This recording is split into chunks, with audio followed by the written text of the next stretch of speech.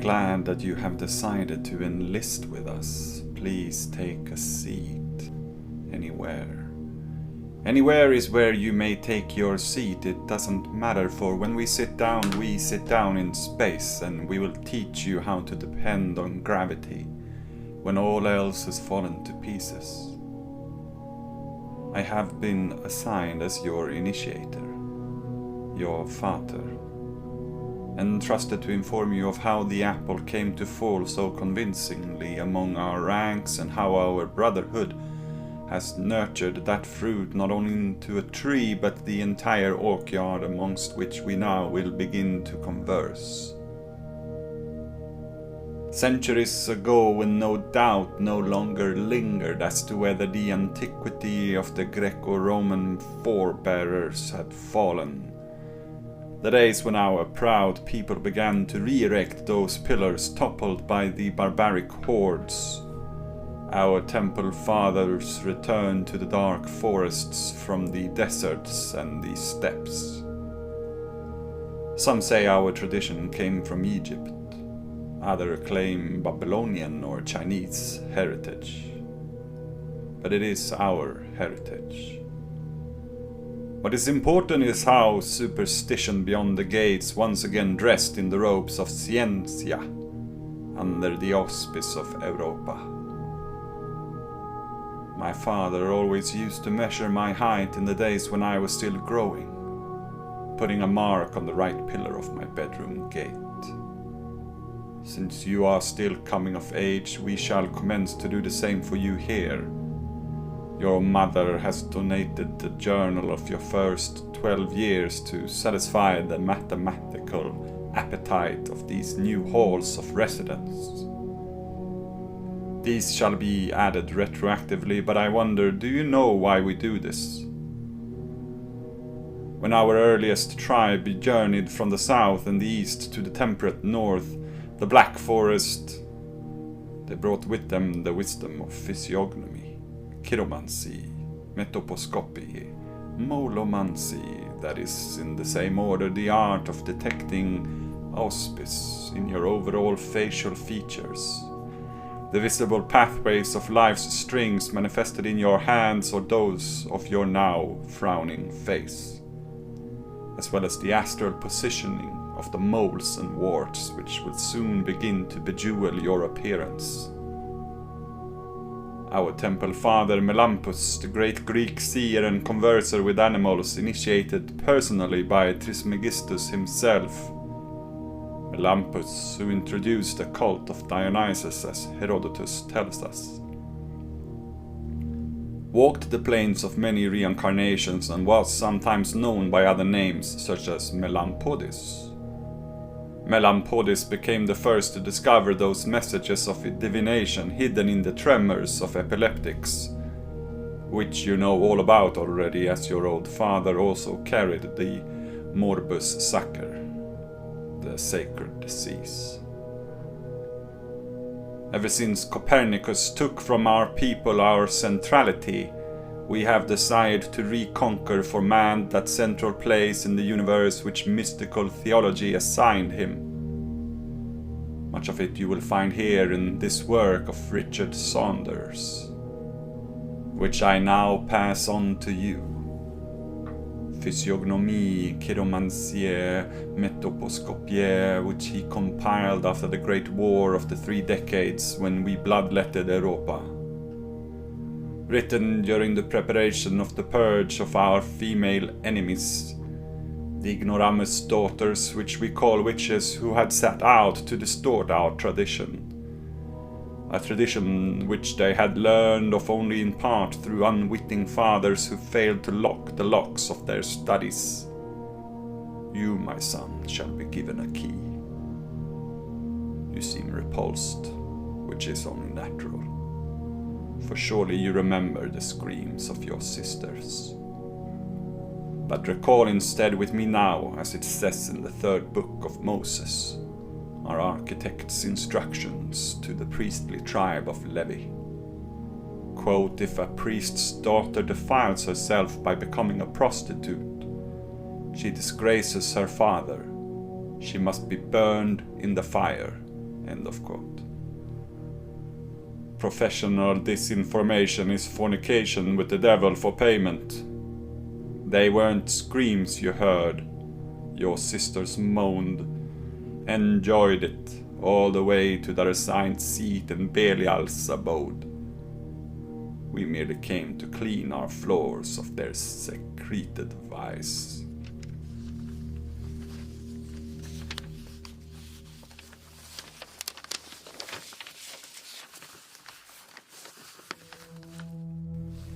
To have you better understand this ancient struggle, Brother Saunders tells us accurately that physiognomy was a natural language, descended from Adam through the written language of Hebrew. Surely an archetypical truth, for you can feel now, sitting in this orchard, speaking of these things, that natural language is one in which there exists a mysterious natural link, a resemblance between the signifiers and the things signified. Eve's fruit was of another kind. Those with eyes to see and read these natural signatures can unleash the magic and efficacious power of these words and so manipulate the properties they signify, in some cases with the help of the good angels. And as you have already begun your studies in your old home, you sense now that our teaching contradicts the increasingly popular belief in the purely conventional and arbitrary relationships of language proposed by confused minds like Hobbes. You must know thy enemies, my son, and put forward Saunders' work. Our followers today are many who still keep copies of it. Newton had one, and so does Franklin right now. I actually received a lodged letter from the New World just yesterday, in which old Benjamin, in fits of admirable hubris, has taken to writing under the very name Richard Saunders as a pseudonym. Bless his heart. You need to understand thoroughly, son, as Paracelsian Magi brothers Robert Flood and Johannes Alsted wished to inform you hundreds of years ago, when the oak was still young, that this natural magic, the teachings of which you are to be initiated into, dwells in every human, indeed every natural body, is irradiated with the potentially malleable celestial influence of the 7 planets and the 12 signs of the zodiac. Allow me to dwell on this Adamic legacy for a while and cite our Elizabethan Magi brother Thomas Brown, whom with Baroque eloquence told us thus, quote, "For there are mystically in our faces certain characters which carry in them the motto of our souls, wherein he that cannot read ABC may read our natures. I hold moreover that there is a phytognomy or physiognomy not only of men but of plants and vegetables, and in every one of them some outward figures which hang as signs or brushes of their inward forms.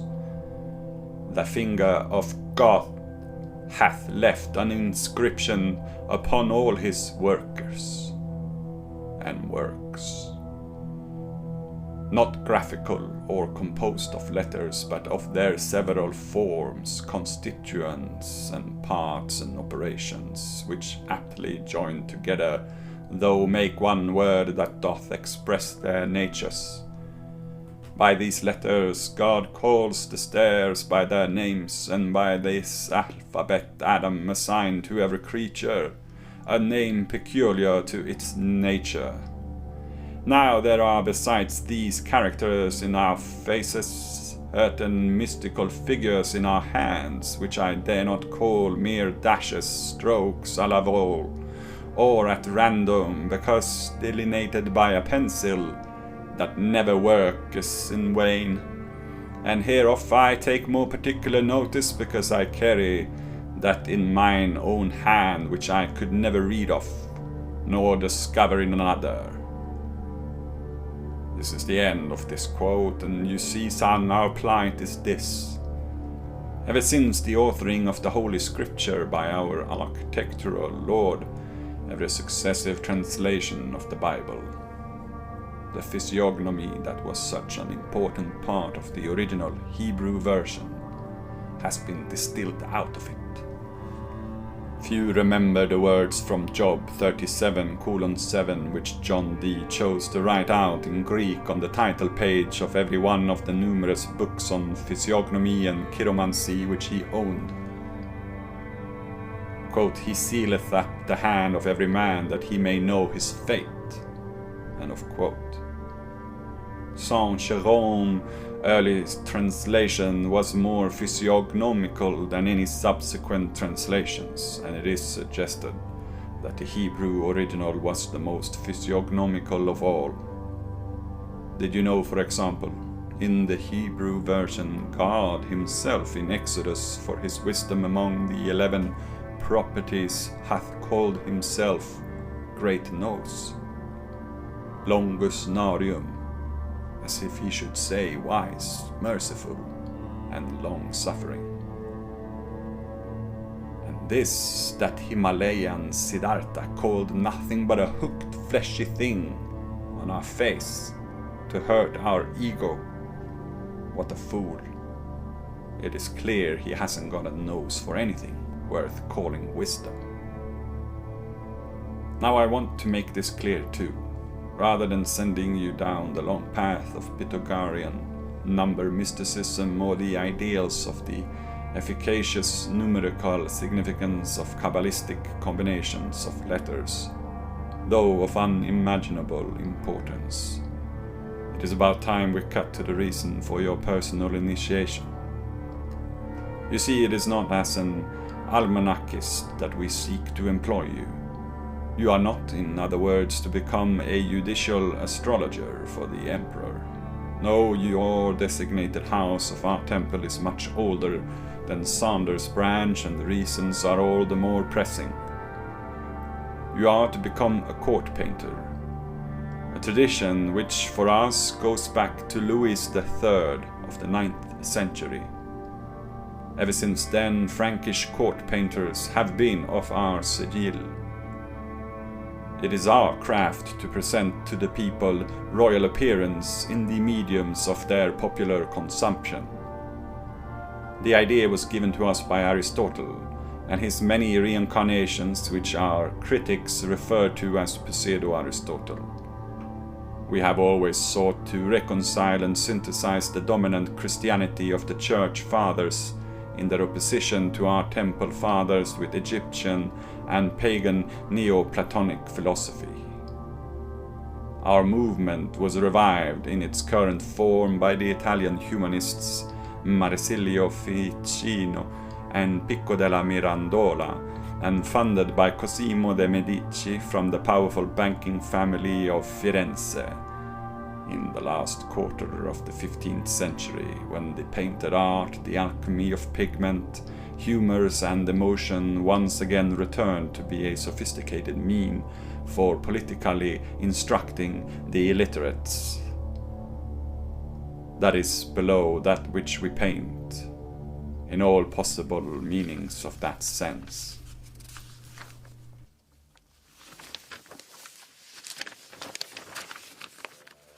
Though perhaps most fundamentally, since it was this banking family which invented the art of the negative number as to, shall we say, structure, the future of indebtedness and the greasing up of lending and spending and the mystification of debit and credit as to make possible our beckoning revolution.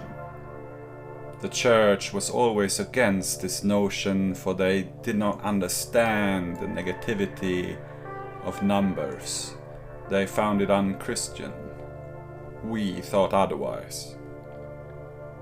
A central part of their enterprise also involved the translation and dissemination of a body of what our libraries know to be an ancient Egyptian wisdom, much older than Plato and the other philosophers of Greek antiquity, though they too had drunk from its sacred fountain.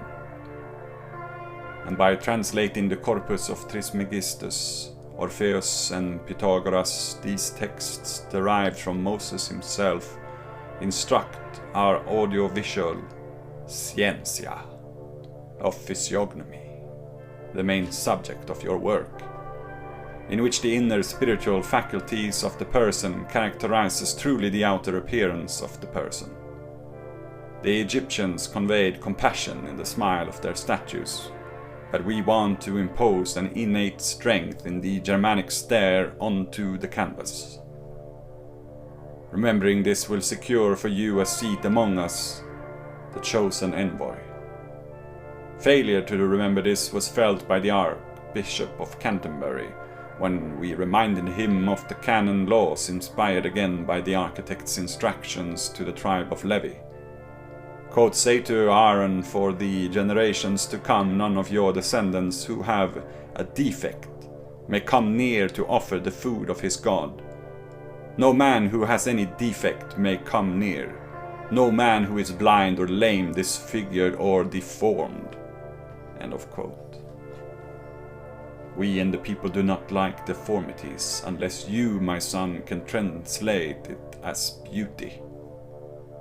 As a Jesuit said once, according to the old proverb by Solomon, quod quam mondo in aguis resplendent virtus prospicientum sic corda hominum manifesta sunt prudentibus. As the faces of those which looked into waters shine unto them, so the hearts of men are manifest unto the wise. Not that they can exactly understand the hearts which be inscrutable, and only upon unto God, but that by conjectures they may aim well at them. End of quote. To make you properly understand our service to kings, let me tell you of one of our oldest texts, the Book of Physiognomy, a work by Michael Scott of the Scottish Uradel, who compiled and perfected Arabic sources during the golden age of the Cistercians, the 12th century of our Lord. The magnum opus was dedicated to Frederick II, the soon-to-be Holy Roman Emperor, who in Anno Domini 1209, on the occasion of his wedding to Constance of Aragon, so as to make sure, quote, the emperor might be able to distinguish from outward appearances trustworthy and wise counselors from their opposite numbers. End of quote. Remember Isaiah 3:9. Quote, the look on their faces testifies against them. They parade their sin like Sodom. They do not hide it. End of quote. If you can convince foreign rulers of our emperor's might before they have even met them, your emplacement is to be found within the Academy of Art, founded again during the last year of the Great War of the 3 Decades in 1648. You will follow the instructions in the art of how to know men by Marine Curea de la Cambre, which will distinguish thoroughly your trade from that of the gypsies, who erroneously claim to the origin of our proud tradition, but do not worry. Paint a fair, powerful-looking image of the new sovereign, and they will be taken care of in another of Europa's great war. It has been foreseen. To do this, you must master the work of every royal court painter since Louis III, classical Baroque and Rococo onwards. Study Nicolas Poussin and Philippe de Champagne of the 13th, Charles Le Brun and Hyacinthe Rigaud of the 14th and the 15th Louis, as well as your contemporary masters now of the 16th reign of our temple's face against the outside world. Our Louis Auguste of today and consort Marie, I fear, will not keep their crowns long, and we must be ready to instruct again as we once did.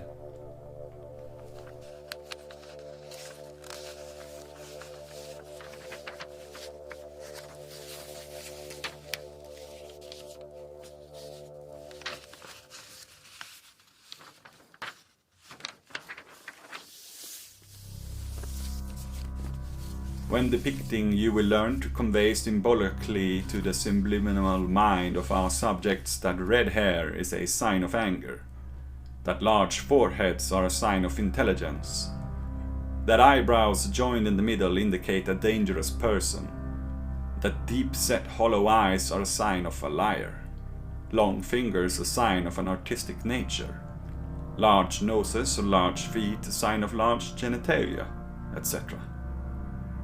One of our advisors to King Matthias of Hungary wrote in his De Homini in 1490, long before the rationalists Descartes and Hobbes stole his title, that, quote, "The eyes are the windows of the soul. Almost everyone knows what their color, what their restlessness, what their sharpness indicates." Something worth mentioning, though, is that people with long eyes are malicious and immoral. And if the white of the eye is widely extended and visible all around, this shows shamelessness. If it is concealed, not visible at all, this shows unreliability. End of quote. Granted, this also taught us very much of how to spot the most sinful of our daughters. But as you can see, my son, when you pick up the brush to follow our way, we will have already for centuries covered every corner of Europa, instructed every king and queen as well as religious and local rulers to reign more influentially.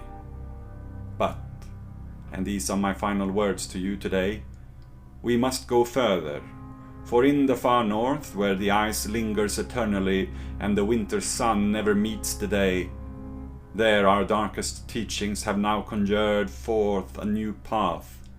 The unreliability, the uncertainty, and the unpredictability of the changing subject matter of our past studies have finally become reliable, certain, and predictable. I'm talking, of course, of the cranium, which has opened up our eyes to see the interior of not only those alive here and now, but to those who have lay sleeping in their graves for thousands of years. My son, all of all foregone ages shall be revealed when you pick up the skull to measure it. I remembered the line from the Hindu scripture, the Bhagavad Gita.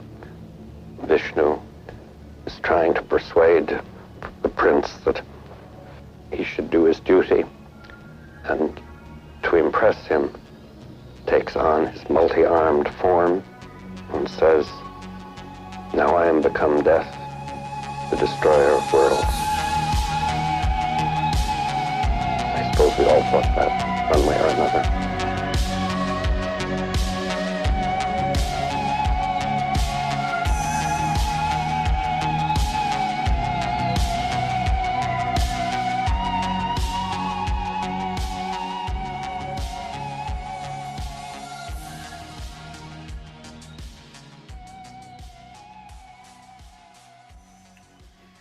Ja, vad hämtade du för något? Ja. Lite för tidigt för att knäppa bärs. Ja, det är lika bra. Sätt igång. Do it now. Det får bli en timme in då. Jag har ingen till öl, det här är min sista. Men jag har knäppt 2 redan, så det här är 3:an. Ja, men det är bra. Okej, ja, men jag kör igång då. Do it. Hello and welcome to the return of the repressed, dear listeners, to the upcoming summer season of the skull measurers. And I have here with me today my comrade in arms, whom some of you will know from the Palme series, Sebbe. Would you like to say hello, Sebbe, to the audience? Well, hello. It's good to be back in the studio with you. We did the Palme series, I think, was it a year ago? Yeah, pretty much a year ago. And Matt is all busy now with his new remake of the Brabant murders. So we're gonna have to wait until autumn until we revisit another dark topic of Sweden with him. But yeah, and it's gonna be great to go through this stuff in in this summer. And maybe we should, maybe we should tell people. It might, it's not a great uh, how did I say, icebreaker to start. I did pull it today. I have to tell you, we were planting rice today, and some Japanese people asked me, "Oh, okay, so you are recording tonight, today. What are you going to be recording about?" And without, like, they don't know what this show is about or anything. I was just like, "Yes, I'm going to talk about how you measure the skull, and then you can tell if people are stupid or if they're smart." And they're like, "What, is that true?" And I was like, "No, no, no, no, it's racism." Yeah. So I mean, so that is what we're going to talk about this summer, right? Because of course, the further north you get, the more insanely racist it gets. It's sort of the obverse from America. And yes, Sweden do have a lot of the early proponents. Of course, we're going to see our, our, our usual suspects in the lands of the Dutch and the Germans as well. But there is a lot available in Swedish which isn't available to others. So yeah, what do you say, Seb? Like, if you were to give like a short intro before we start, like why should people pay attention to this, and what are our hopes for this summer? Yeah, well, so I think this idea came from listening to your earlier series on fascism with the hunger plan, and how they implement like the not just like the uh, ideological nature of fascism, but how they implement it in sciences as agriculture, for example. And then the idea came to visit another science that is very prevalent in society today, with, for example, IQ and um, stuff like this. And then we started talking about trying to mapping out um, the like the roads and the networks of racial hygiene, or racial biology, going back a few hundred years, and seeing how this um, so-called science has developed during the centuries, and how we ended up where we are today. And I think it's something that is quite goes like a parallel path to what you've already been touching upon in your other series. Yeah, something like that. I think this will be sort of the most in-depth. I think, like, I mean, I sometimes I do pull things from like prehistoric times, and do some like uh, mentioning of mythology. But now we're really going to start like in the 1700s, and so in a way it predates the bourgeoisie proper. But it's funny to note how, as soon as science sort of becomes a thing, we also have immediately racist sciences. It's like it's as if they can't help themselves, like we will see how their roots are much more medieval and baroque in these episodes, and how it sort of springs forth, like just like Newton was an alchemist. We will see how sort of alchemical and quasi scientific fields make the fundament for what we know today, basically as racism and like racist science, basically, and the Western ontological project as a whole, like the very roots of it. I hope that's what we will be able to sort of make clear. Yes, and as we mentioned, like this series will be about the origins of race and hygiene, and we will notice when we go through this, uh, or not only this, but these fields of so-called scientific studies, that um, the the concept is the same, but it has developed during the centuries. So, for example, a lot of you might react to, like, what are you talking about, race and hygiene? Well, in the beginning, this is how they talked about it. And today we talk about biological racism or racial biology, and like we have a lot of names for this. But in the end, Yeah. like you said, it's about measuring skulls, about Yeah, yeah, yeah. about Simple just observations. justifying superior race over others, and we will take a look at how they argue for this and how they uh, how they basically fool themselves, right? And it Hmm. just becomes weirder and weirder as we Yeah, will continue on this journey. I think that's our favorite, as sort of lay Freudians. It's our favorite thing to sort of see, um, something that might just be postulated in the beginning with, together with, various questions, little by little, it sort of just becomes an unconscious conviction. And like you said in the Palme episode, about the CIA and the neoliberals in the 80s, is a sort of time when they start to get high on their own supply, and of course we're going to find the same things here.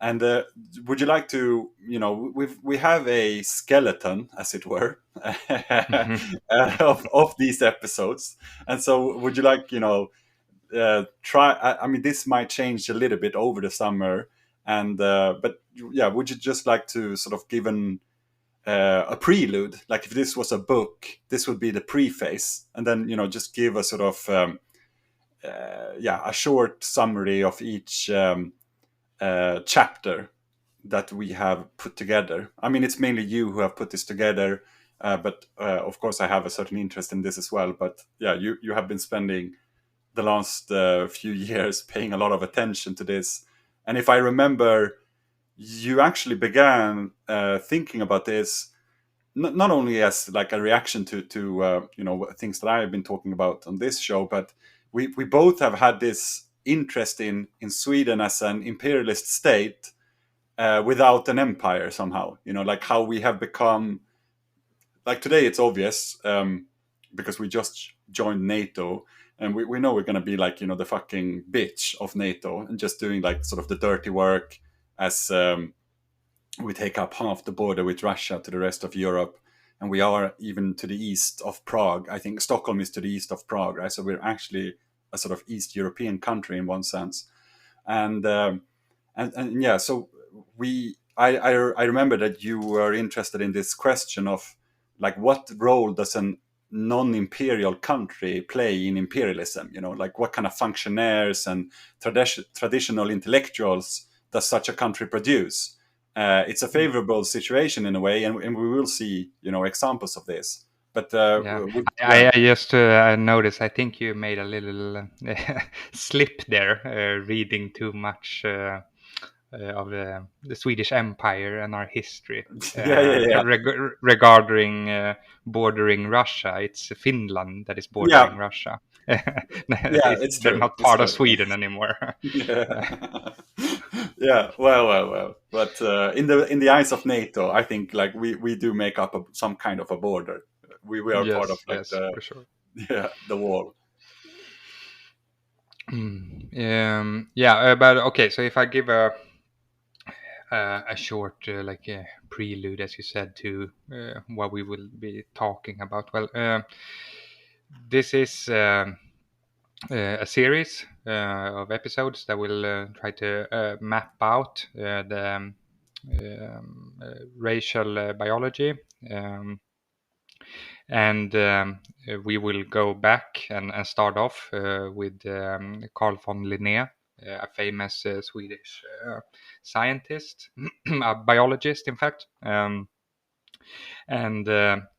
then we will work our way throughout the centuries and see how what he develops for a taxonomy for plants and fauna gets co-opted into doing a same taxonomy for human species and races, and we will see how this thought then gets formed with in regards to like Aryan supremacy with the German Empire, how Sweden plays a role, and also see how what happens to this idea before the Nazis, when the Nazis come into power, and of course we can't conclude with that we have to end with what happened afterwards. How are these ideas still relevant in science today? Yeah. And this is, I think, the mission for this series. Right. So we're basically going to cover about 300 years, I think, of science becoming science and racism becoming racism proper, basically, as opposed to some kind of xenophobia, right? Like, I mean, xenophobia is a strictly spontaneous reaction to the unknown, I guess. And I mean, bourgeois like writers love to say, you know, like how many times have one not read like that classical motto that like, you know, the unknown is you know, the only thing worth fearing more is fear itself, right? Like, isn't that like a Roosevelt comment during the World War II? Like, the only thing worse than fear is fear itself, or something. I can't remember exactly. I'm not an American, but yeah. And we will see how this is. Yeah, we will see how like this isn't. It's not only about xenophobia. Like, little by little, this becomes something. You know, you have to sort of be a racist in Europe at a certain time to be seen as an intellectual person, and so it sort of becomes just, you know, a scientific notion which you can't dispute. And you know, you mentioned already IQ, which is very similar. Like, today, you know, most people would think that you're crazy if you question things like IQ, and we know that these statisticians like the bell curve and stuff do use it to perform their conservative politics and try to disenfranchise various groups based on made-up statistics, which have their roots in these theories, like from the 1700s. So I think it's relevant. I don't think this is I don't think this is you know, a highbrow curiosity. You know, that we take all of you with us to the little known place that is Sweden, and show, you know, something that you know, it's not just a feather in the hat. Like, I think these things are very, very relevant. And I mean, we all know how like the Nazis like to talk about the Nordics and things like that. And, you know, why is that? Yeah. And I think a lot of those questions will be answered throughout this series. Right. But maybe we should start then by let's going go back to 300 years. Yeah, let's go back 300 years in time.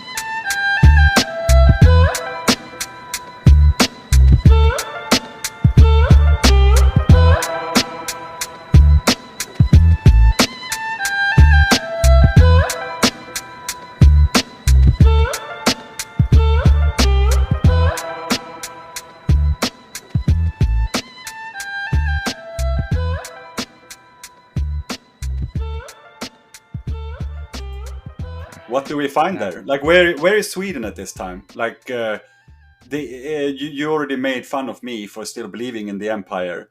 It was never really an empire. Like, I don't know. I mean, they did control a lot of land because we did have a series of like bloodthirsty, crazy kings. And by the time Carl von Linné is born, the last king is just about to die, right? Like, he's about to get shot. 1718 is when that is the end of the what we call the stormaktstid, like, right? So it's like big might time, if you were to translate that to English. Yes, And this is like, that's what we are taught in school, right? Like, this is the time of, again, the great might time, and this is the end of it. yes, exactly. So we have before that Sweden was trying to establish itself as a regional power in the Baltics, with some land in the Baltic states, what is now Poland and north of Germany. And after losing a series of wars to Russia, little by little, this status as a regional power is starting to be in question, as Right. a lot of It Swedish ends. kings at these times are doing questionable decisions, Mhm. military decisions, that they go out on fields of conquest and warring, Yeah, they most bite often off with way Russia. more than they can chew, basically. Exactly, and also because Sweden is and always was like a small country in the sense of population and stuff like this. So every like following war is becoming more and more costly, Mhm. because a lot of young men die and stuff like this. Yeah. So We actually, so I think we have like sort of proto-fascistic tendencies that are like worth mentioning during the end of, like, it's Carl the 12th, right? Like, who dies, who's the last, like, one of these big kings. And during his time, I mean, you have, for example, like the big witch hunts, which, I mean, per capita, it's way out of proportions in in Sweden, compared to like other countries.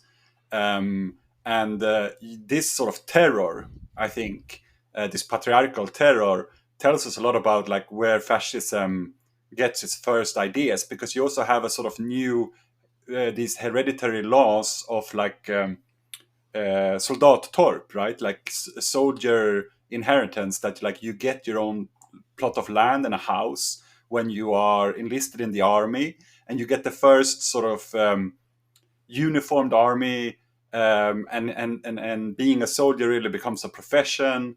And there are a lot of things here that would inspire, like, not only Napoleon, obviously, but also, fascism. Like that, it's all about war. Like, this is basically a nation at this time.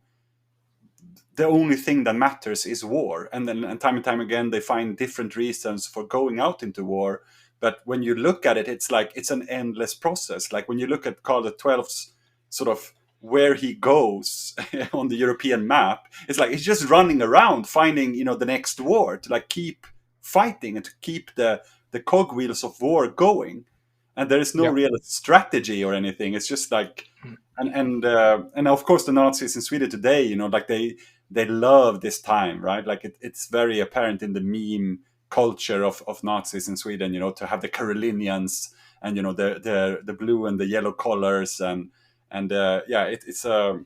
it's crazy times that sort of comes to end. And even if the period that takes over, we refer to it in Sweden as like the time of peace, right? Frihetstiden. yeah, But still do manage to have, more wars with Russia, right? It's yeah, not really, it can be, like, war with Russia in Sweden is so taken for granted that we can have an era called the era of peace for like 100 years, but we still have up and coming aristocrats and a second generation of officers who still want to prove themselves in a war against Russia, but it just nothing comes from it. Yeah, and I think like for the listeners that this stormaktstiden, or in English the era of great power, which Mm. is a construct, Yeah, as you mentioned, it is a construct that as much as Swedish. Viking time is. Exactly, that they have been lying about ever since, and trying to make it seem that Sweden was a greater empire than it ever was. But anyway, so this era is between 1611 and 1721, so it's just coming to an end, and after this we will see the rise of Russia and the rise of Prussia in Hmm. Germany, Yeah, that fills the role in that Northern Sweden Europe at had least. during exactly in Northern Europe, that Sweden had for a brief period, like 100 years. And And it's a very political state of affairs as well. It's not like people in these occupied territories suddenly started to think of themselves as Swedish, started to learn Swedish language and things like that. I mean, you might be able to find some cultural artifacts that proves that Sweden was there, which is what they cling to. But it's like, it's such a brief period of time that you can't think of it as, I don't know, like the Roman conquests, of the Roman Empire and things like that. It's it's yeah, a it's a and strictly geopolitical state of affairs.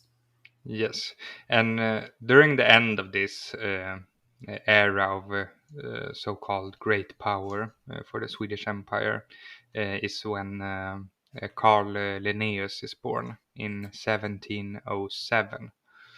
And would you like to introduce our boy Carl? Yeah. So I have, because I've been talking a little bit about this, that we are going to do this show with some of my American listeners, and obviously he's not as well known to non-Swedes as he is to Swedish people. Like in Sweden, everybody know who this is. I think from the 80s onwards, like pretty much right after Palme is killed, Linnaeus is put on the 100 bill, right?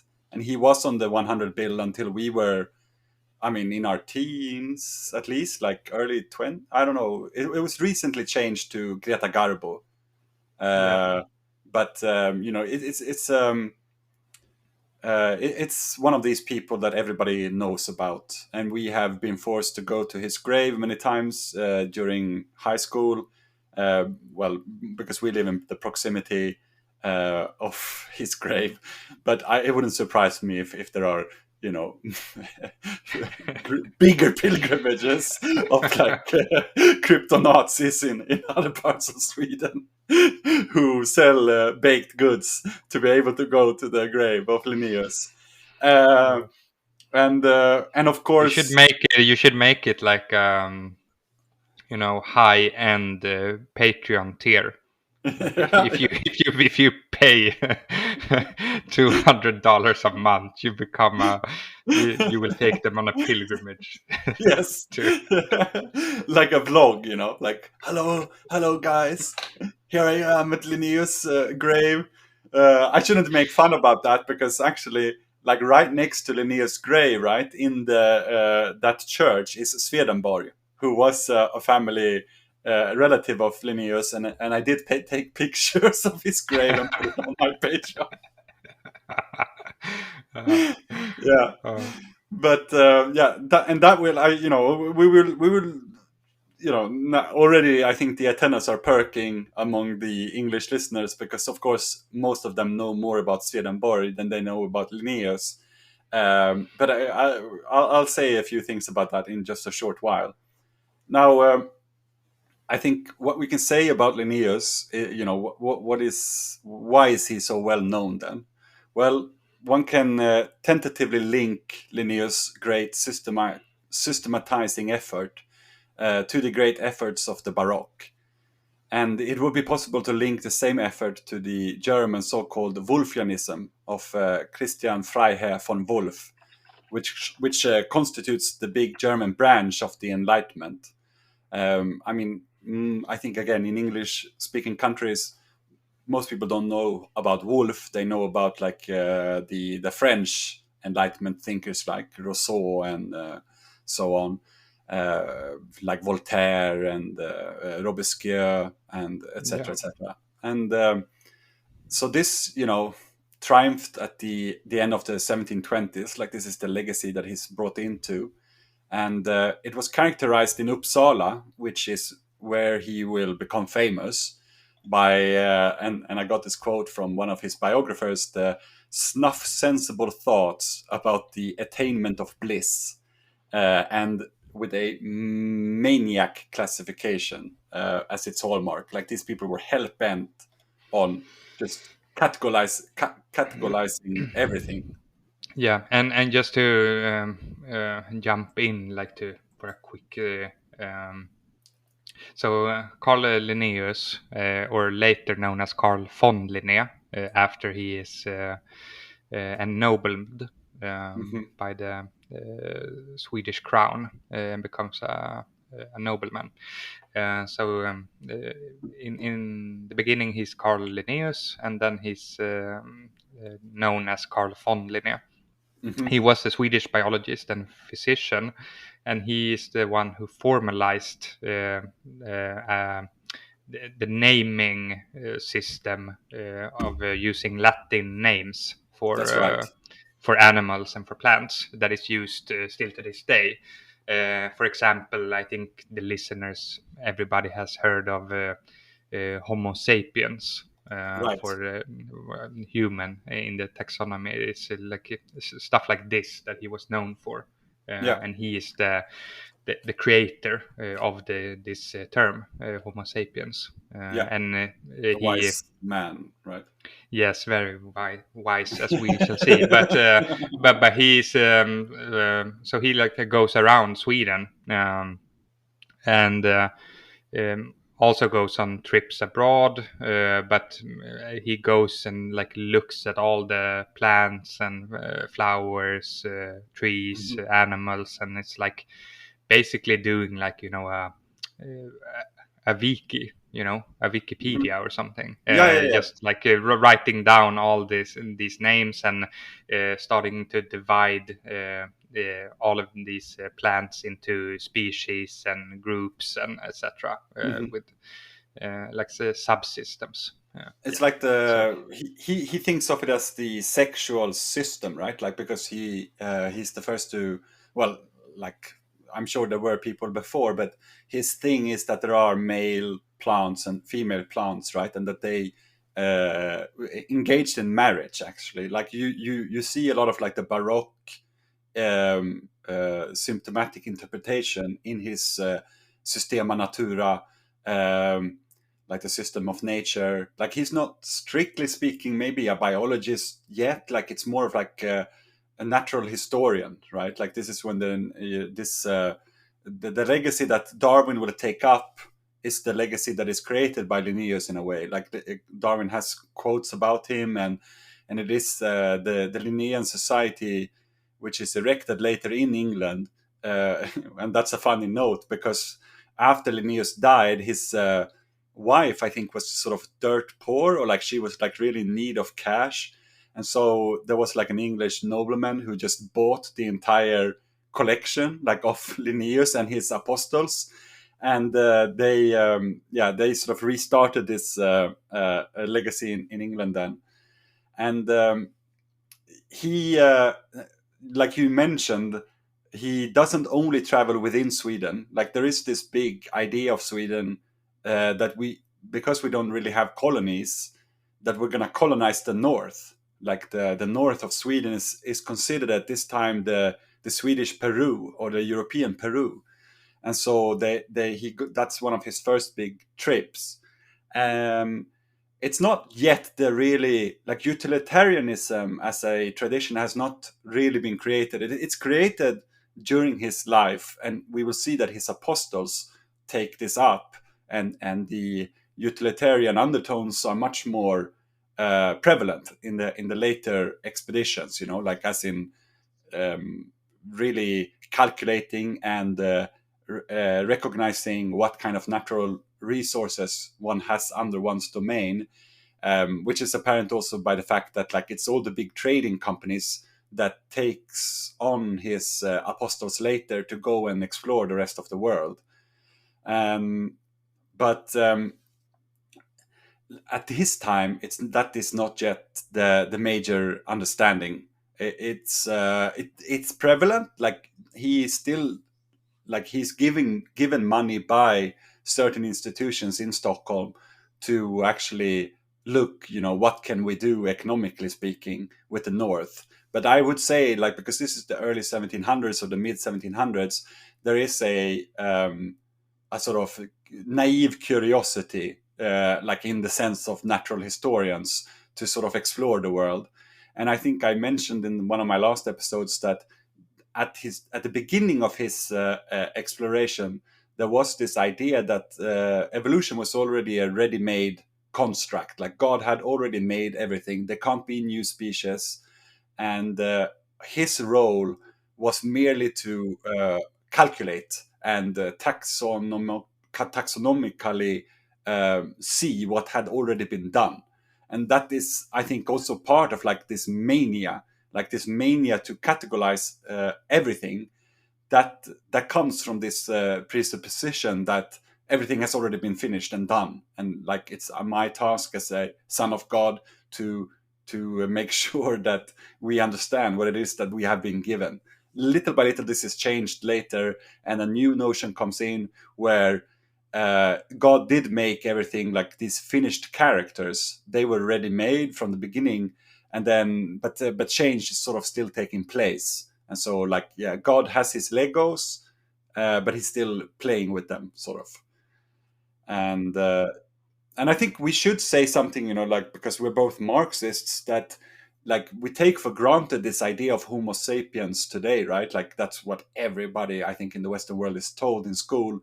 But like there were many different names. Like if you look it up on Wikipedia, naming of Homo sapiens or like naming of humans, you'll find like a vast list of different propositions. Like Marx, for example, had Homo farber, I think, which means like the working man, right? Like that.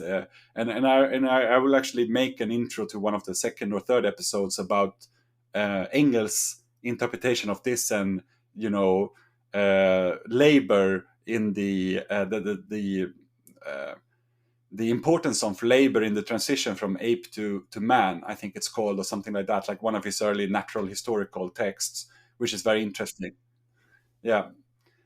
But obviously Engels wasn't an inspiration for Linnaeus, so maybe we should talk about like where did he come from? Like what were his what were his inspirations, and what was a little bit about how did it, what ended up as his theory of Homo sapiens then? So you can see some echoes of Descartes that is can be traced in early unprinted versions of his work Fundamenta Botanica, and you can also see um, other signs of this. And in short, it's Linnaeus is of the opinion that methods and systems are needed. They are needed to speak about the world as we see it, and to categorize. And this is not merely a form of rationalism, but it's also a critique of institutional religion. And they see it as a revival of various theosophical traditions that had come before. Right. We talked about that before, that like the English tradition is much more based on a clergy, like the Baconian tradition, whereas in like France and in Germany and Northern Europe, you have these people who are representatives of the state in a different way, like what we call now, because I'm speaking English, I can't remember, embetsmen, right? Like mandarins, basically. So like learned men who gain their knowledge from well, in one sense, knowing Latin. And I think that's a point that we should make as well, right? Like that science is actually a much more conservative institution than proper religion as such. Like, because already in the 1600s with Luther and the Protestant movement, you have a sort of popularization of the religious apparatus, right? Like you start to introduce the Bible in English or in German or in Swedish, like in the native languages, but in the scientific communities and in the scientific apparatus, the Latin remains sort of the lingua franca for a very long time. And we'll return to this in a way to sort of explore what it is that you mean when you say that there are theosophical undertones and overtones in this project.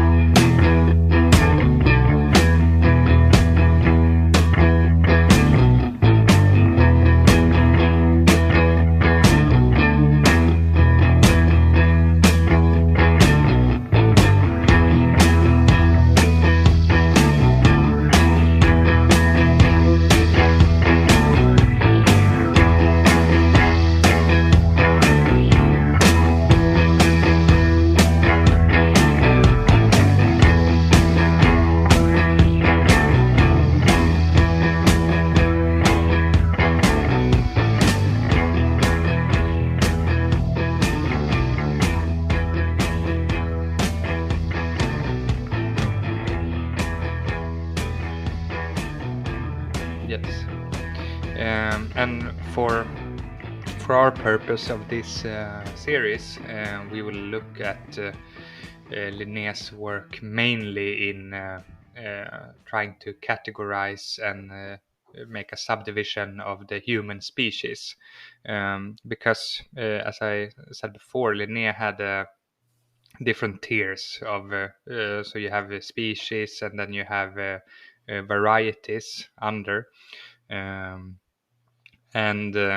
he's trying to, so he's establishing that the Homo sapiens is the species, that is the humans, and under this he's trying to divide according to different continents. He's trying to divide the humans into subcategories, and this is called varieties in Linné. And from here he goes on to dividing the so-called races, and he's it comes down to dividing it in I think it's 5 varieties, right? And this is in his Systema Natura, one of the major works that is published in 1758. And here he throughout his life, introduced, there's like new editions, like time and time yes, again. and this is like it's it's an encyclopedia or a wiki, Yeah, it's it's like the first constantly Wikipedia being, of human beings, yeah. sort of. Yeah, and he introduces taxonomic categories, for example, mammalia or mammals, and primates as a class, and under that he ranks humans as the species. So even or in Latin Homo sapiens. Yeah. So even above humans, he have primates and mammals as Right. so it's very like trying to We can make see where Darwin gets his idea from. Like this sort of man from ape. It's not only due to like empirical observation. Like this is already by the time of Linné, and with Linné's work, this notion sort of exists. There's like this, like you say, mammalia, then primates, and then Homo sapiens. Though he does not have yet the gradual, understanding, again, because God made everything perfect from the beginning, there wasn't that much to do for Darwin, in a sense. Like he merely had to state that, well, primates evolved into Homo sapiens from having evolved from different mammalias, etc. Yes, and what he does then that is interesting to us and to what we will see um, the for the development of racial biology after him is he then goes on to divide it into the subcategory of 5 different varieties. And in the 10th edition of his Systema Natura, they are listed in order as follows: 1, Homo americanus; 2, Homo europaeus; 3, Homo asiatus; 4, Homo afer; and 5, Homo monstrosus. Uh, and Which is a crazy name, but I did hear, and I don't know, like this would be a returning sort of critique of ours, that we can't trust the bourgeois interpretations of all of these things. But I did hear some specific, sort of disclaimer about, Homo monstrosus, that it is. I can't actually remember what it was that he said, but that actually he thinks of, it's not, that they are monsters, but that there's something quirky going on or something, that there are other indications of him in like the plant universe, sort of actually thinking highly of monsters. But then again, yeah, but this is bullshit. it's So yeah, this this is is bullshit. this it's this is total fucking bullshit. It's of yeah. course, because then he's starting to like divide them into like different qualities and where they are living. So for example, and And he again, has them in order. this is 5, right? Like, so there are 5 groups or varieties, sorry, in the beginning, and Yeah. then there are 5's way to analyze them. So like to sort of ease the listener into like the numerology and this sort of Swedenborgian theosophical notions. We pay attention to like the number categorizing. Yes. It gets important. Yes. So as I mentioned, the first one that he's like, because these are, we can also see them as ranked, like in a ranking of quality. And then we have we were talking about this earlier as well. Like, just to point this out, that what's going to happen later is that like we are at the early age of racism. Like, he's definitely a racist. Like, we have no we have no ambitions to clear him of these accusations. But we should note then that he's not a white supremacist. That's the interesting thing, right? Like, these self-hating aristocrats of Europe at the time, like him and his French oppositionist. I can't remember his name right now, but we'll get to him later.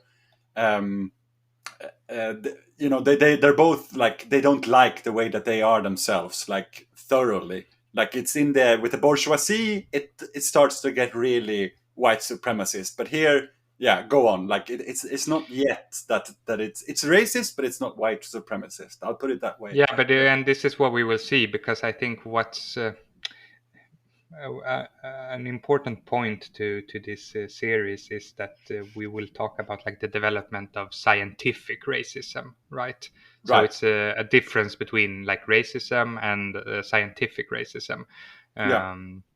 And when they put this into a system. But if we go through like the first, for example, because they are ranked in order. So as number 1, we said he had Homo americanus, and with this he means people that are of red skin color. He's talking about the indigenous people of North America, and because he's in the tradition of together with Rousseau, and it's like this idea of a noble savage, that life was better in a sort of natural state.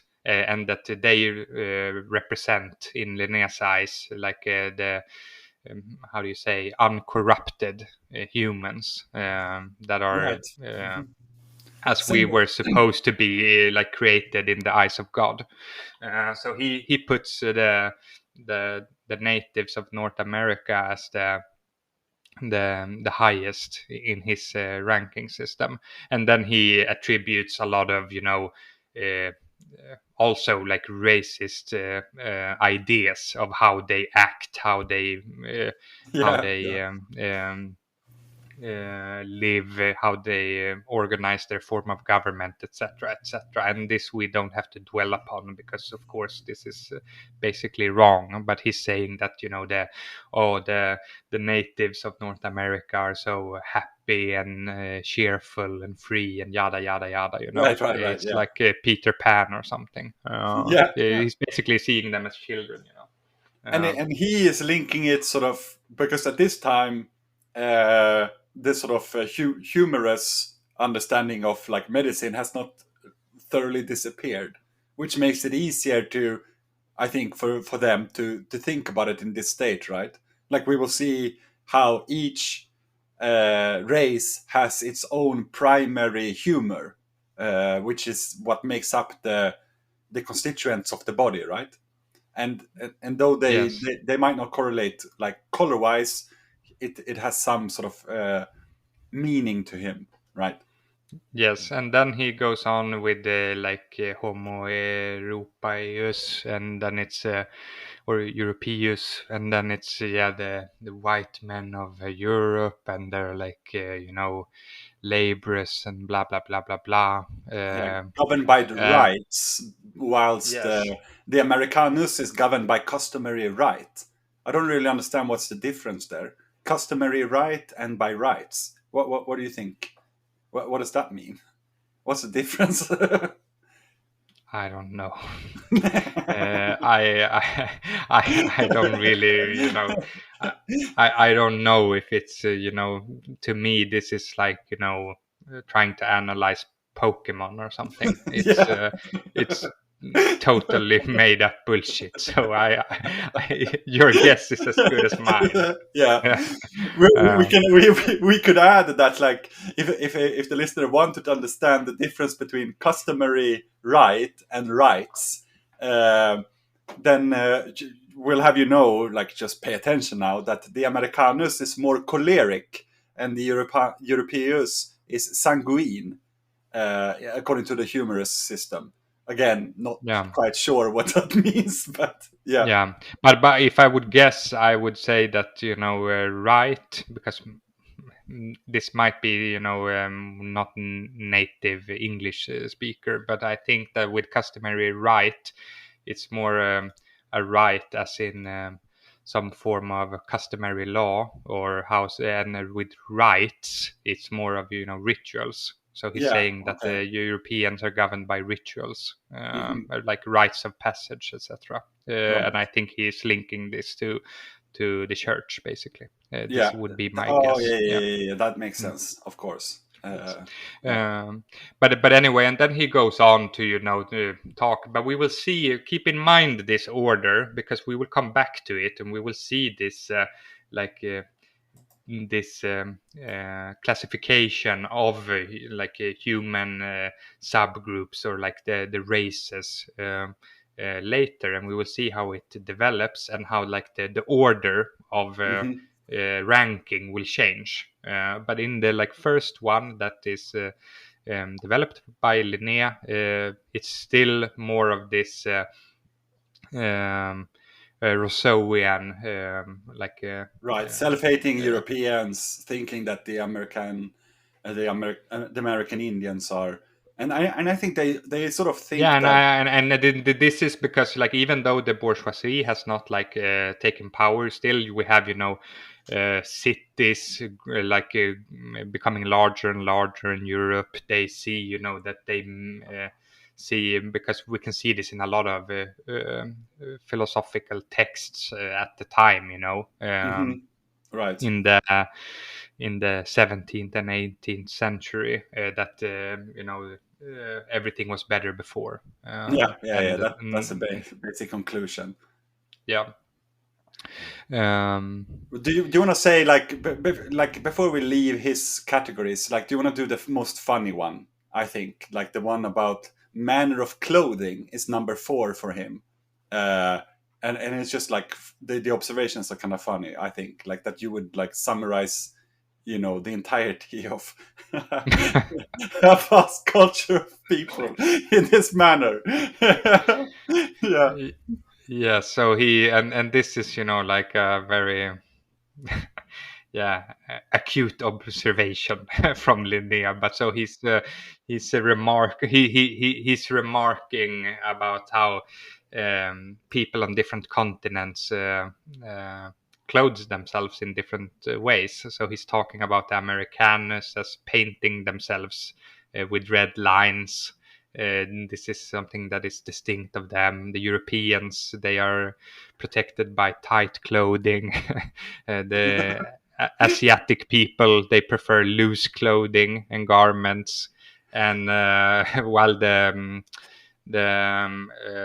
Africanus and the monsters, Monstrosus, they are dressing themselves with fat, with animal fat, that they are just yes, and I don't know where he got this from, and it's the same with with the loose garments for the Asiatic peoples, etc. Like it's no correlation to the environment or like how warm it is, etc. It's just a very internal, humorous, or humor. How do you say that? Like because it's not a matter of comedy, right? Like, but it's a humorous tendency that the Americanus are choleric, the Europeans are sanguine, the Asiaticus they are melancholic, and the Africanus are phlegmatic. So I think that's why he thinks that they adorn themselves with fat because it's phlegmatic. yes. Yeah. But I mean, I think it's difficult. I mean, they're absolutely stupid. Like, it's not like we're trying to like make a case for this. Maybe there's something to it. But it gets funnier. I think. Like now, I have been reading a lot of how they speak about themselves, like his apostles, and like how prevalent this humorous idea is to them. Like how they think. Like they all keep referring to themselves, like even though they are sick in so many ways, and I'll get to why I think they are sick later. But they're always talking about like, oh, my hypochondria, like. But they are not talking about like a made-up sickness. They're just sort of like when there are too many sicknesses, when there are too many symptoms to really know, what they are feeling, which I think is the plight of these people, like the European explorers. They don't even know why they're sick, and so they keep referring to it as like, oh, my hypochondria. And I don't know, like there are these references, right, like to the humors. Like we still say that somebody can be melancholic, for example, right?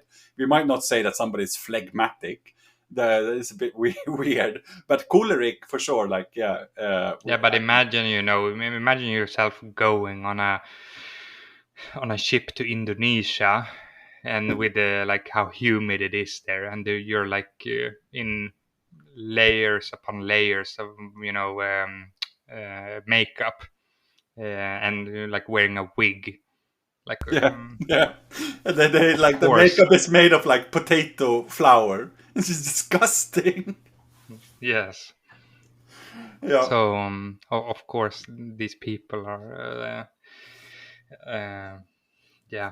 there's something wrong. There's something wrong with them, man.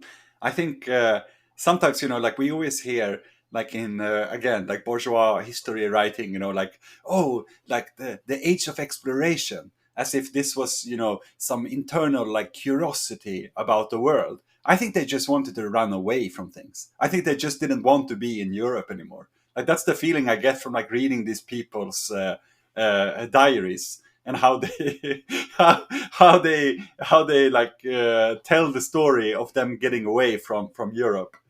I don't know. It's I don't know. It's I don't know when I shall make this point improper, but there is some feeling that I got, at least, that when they are going off and exploring the world, and like, they're taxonomically registering everything they see in the Linnean way, like they really believe that they have been gifted some new esoteric knowledge, that makes you see the world anew. And it's as if they like, how to make this point proper, like there is some psycho analytical story here, like, they are obviously neurotic, obsessively committed to the task that they have been given by Linné, to continue to categorize everything.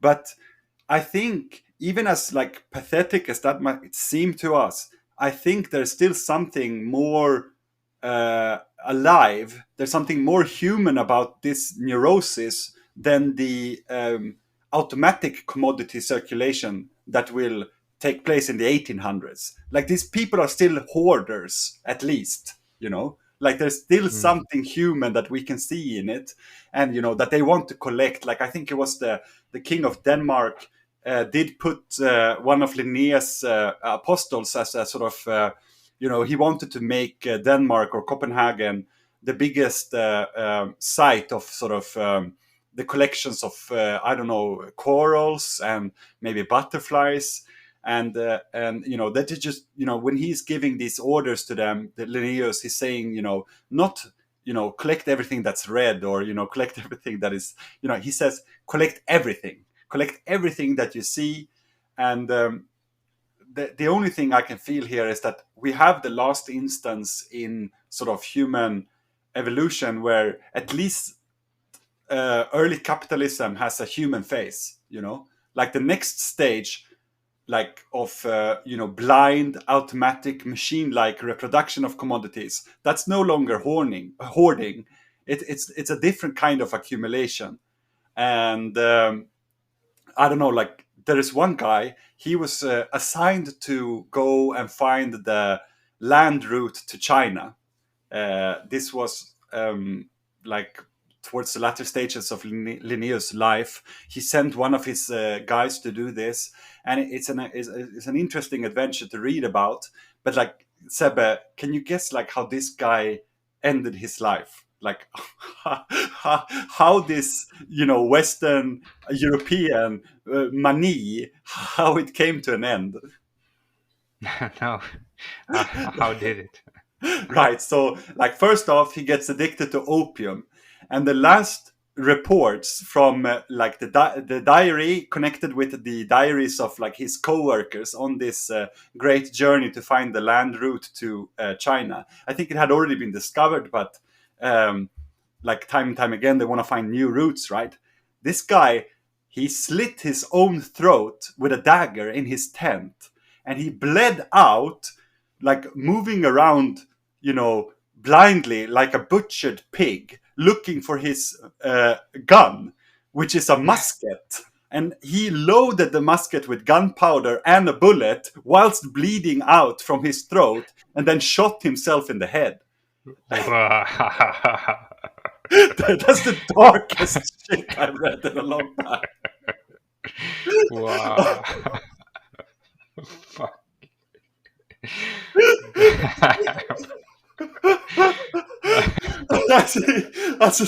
Seriously. Like, if I would have seen that, in a slasher movie, I would have think like, this is unrealistic.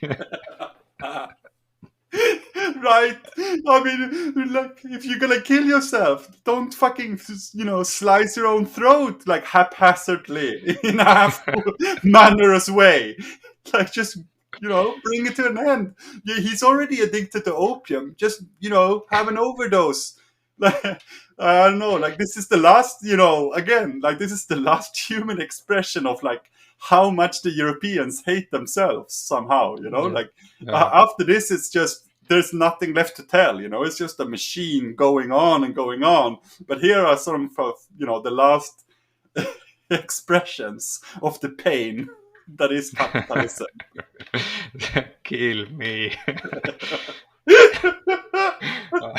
Fuck. It's so fucking dark. Yeah. Yeah. Oh shit. Damn. Yeah. Let's go on. Let's go on with the Let's go on, yeah. Okay. Den blomstertid nu kommer med lust och fägring stor. Du nalkas ljuva sommar då gräs och gröda gror. Med blid och livlig värma till allt som varit dött. Säg solen strålar närma och allt blir återfött. De fagra blomsterängar och åkerns ädla säd. De rika örtesängar och lundens gröna träd. Det skola oss påminna Guds godhets rikedom, att vi den nåd besinna som räcker året om.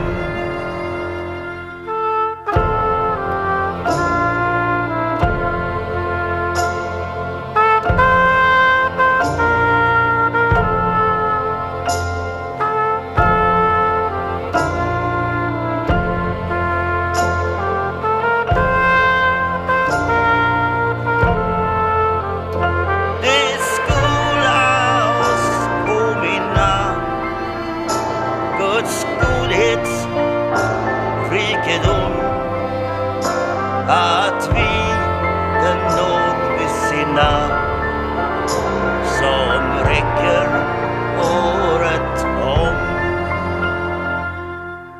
That was the first hour of the first episode of this new series. If you want to listen to the second half and follow along in this story, please head on over to the Patreon or sign up on Spotify, where you will also be given access to other top-tier series about, for example, the early history of genetics and Trofim Lysenko, the dark history of ufology, and how aryo-heroic secret lodge societies are trying to steal our imagination of vast space and the deep history of our planet. There are also in-depth parapolitical true crime exposés, such as the Olof Palme murder, translating secret Gladio documents from various European languages to English, and so on. In short, a lot of high-quality, painstakingly laborious work delivered in podcast format, by way of which you get the high-octane juice from, on average, a handful of books in each and every episode for just $3 a month. I'm trying to make this my full-time profession, and the older, trickier and murkier the topics get, the more money I have to spend on obscure books from antiquarians which do not exist on the internet, to say nothing of the many work hours of reading, recording, editing and designing cover art, etc., which I do all myself, far exceeding the regular 40-hour week. I would very much appreciate it if you gave the Patreon a chance. Thank you for listening, and see you next time.